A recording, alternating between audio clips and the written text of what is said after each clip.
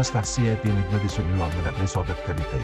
अहमदनगर नगरपालिका सार्वत्रिक निवडणूक नगराध्यक्षपद व नगरसेवकाच्या पदाच्या जाहीर सभेमध्ये आमदार, खासदार आणि माजी उपमुख्यमंत्री यांनी अहमदनगरच्या शिवसेनेच्या अधिकृत उमेदवार नगराध्यक्ष पदाच्या सौ मनीषाताई अरविंद वाळेकर यांना मी विनंती करतो की त्यांनी आपले विचार मांडावेत.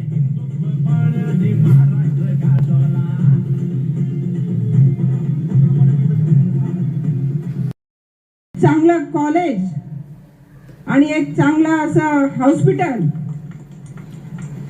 या अंबरनाथकरांची मागणी ती पूर्ण करण्यासाठी आज मी तुम्हाला विनंती करते साहेब की येत्या काळामध्ये या अंबरनाथसाठी सुसज्ज असं एक चांगलं कॉलेज आणि एक हॉस्पिटलची मागणी आम्ही आपल्याकडे करत आहोत.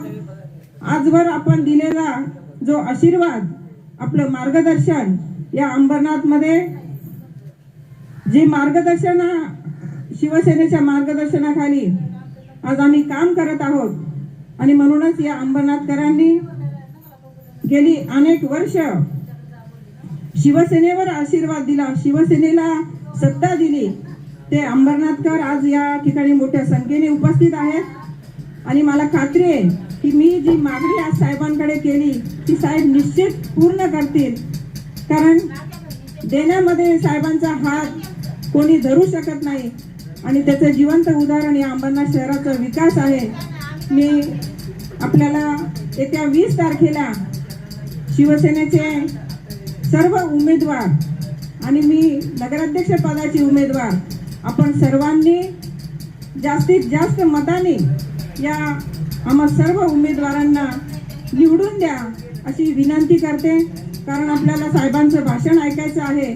त्यामुळं मी आपल्याशी जास्त काही न बोलता फक्त मी आपल्या सगळ्यांचा आशीर्वाद मागते आणि पुन्हा एकदा जो विश्वास आजवर आपल्या अंबरनाथकरांनी शिवसेनेवर दिला तोच विश्वास येत्या 20 तारखेला देखील आपण द्याल याची मला पूर्ण खात्री आहे. त्याबद्दल ही मोठी लोकांची गर्दी जी आहे ही उपस्थित झालेली आहे. आज आपण या अंबरनाथ नगर परिषदेच्या जाहीर सभेसाठी उपस्थित झाला त्याबद्दल आपले खूप खूप धन्यवाद इथे व्यक्त करतो. मी अंबरनाथकरांना मला आता वेगळं काही सांगायची गरज नाही. अंबरनाथ मध्ये झालेले विकास कार्य जे आहेत हे मला वाटतं अंबरनाथकर स्वतः अनुभवत आहे. अगोदरचा अंबरनाथ आणि नंतरचा अंबरनाथ.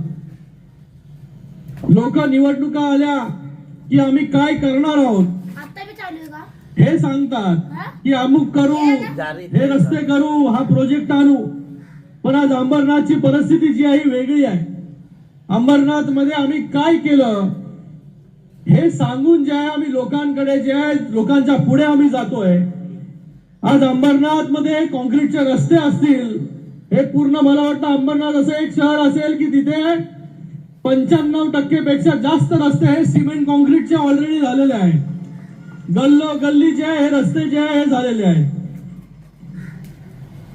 माननीय उपमुख्यमंत्री एकनाथजी शिंदे साहेब जेव्हा मुख्यमंत्री होते तेव्हा मोठ्या प्रमाणामध्ये निधी जो आहे देण्याचं काम अंबरनाथ मध्ये केलं.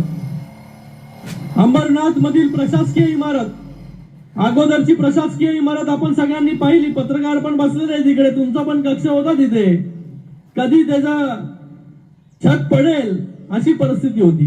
पण आज अंबरनाथ मध्ये अशी प्रशासकीय इमारत झाली आहे की महानगरपालिकेच्या इमारतीला पण लाजवेल अशी अंबरनाथची प्रशासकीय इमारत. त्याला जाणार नाही आणि विकासाचा आपल्याला अजेंडा घेऊन पुढे जायचं आहे.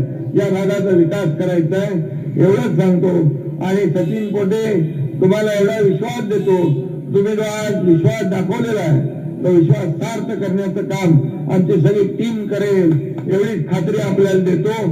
पुन्हा एकदा सोन्याचा चमचा घेऊन जन्माला आलो नाही, परंतु या महाराष्ट्रातल्या सर्वसामान्य लोकांच्या आयुष्यामध्ये सोन्याचे दिवस मात्र आणण्यासाठी आपला जन्म झालेला आहे. आणि म्हणून मला काय मिळालं यापेक्षा जनतेला काय दिलं हे पाहणारे आपण लोक आहोत. सत्ता किती, प्रॉपर्टी किती कमावली, संपत्ती किती कमावली, यापेक्षा माणसं किती कमावली आणि माणसांचं प्रेम किती कमावलं हे सगळ्यात महत्वाचं आहे. आणि म्हणून मला अभिमान आहे, आनंद आहे की या मुख्यमंत्री पदाच्या कारकिर्दीमध्ये या महाराष्ट्रातल्या तमाम जनतेची सेवा करण्याचे योग आणि भाग्य माझ्यासारख्या कार्यकर्त्याला मिळाला. आणि